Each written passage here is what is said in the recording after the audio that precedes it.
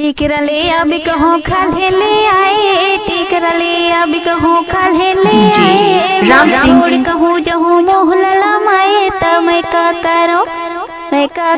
मैं हम मोल नहीं मोल छोड़ मैं का करो जोड़ी मोल नहीं मोल छोड़ मैं का करो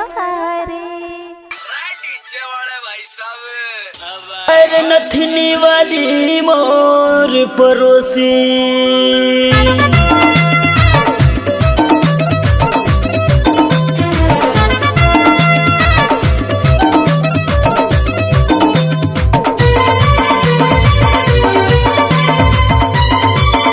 आपका क्या नाम है?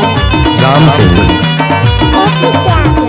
मांडी भाटा बीच पारा फूल पारा नथनी वाली मोर परोसी ने वो हर नथनी वाली मोर परोसी नथनी वाली मोर परोसी ने वो हर नथनी वाली मोर परोसी ये देखैया के ये जगैया के राम सिंह हर नथनी वाली मोर परोसी ये जलैया के तरी जर जाए वो हर नथनी वाली मोर परोसी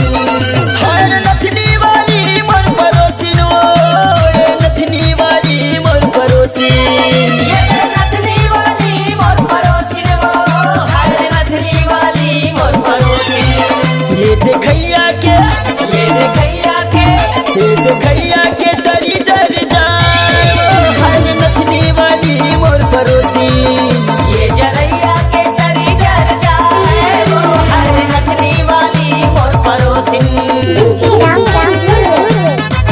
रिकॉर्डिंग सेंटर फतेह साउंड।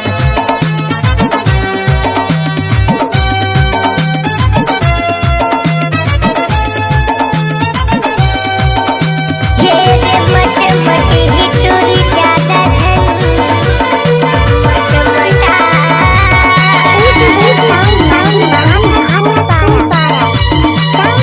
अरे मोर पीछे कारी में बड़ा हवा धार वो रंग भराए मलारी गोरा बदन तोरी चमचम चमके वो टूटते फैशन वाली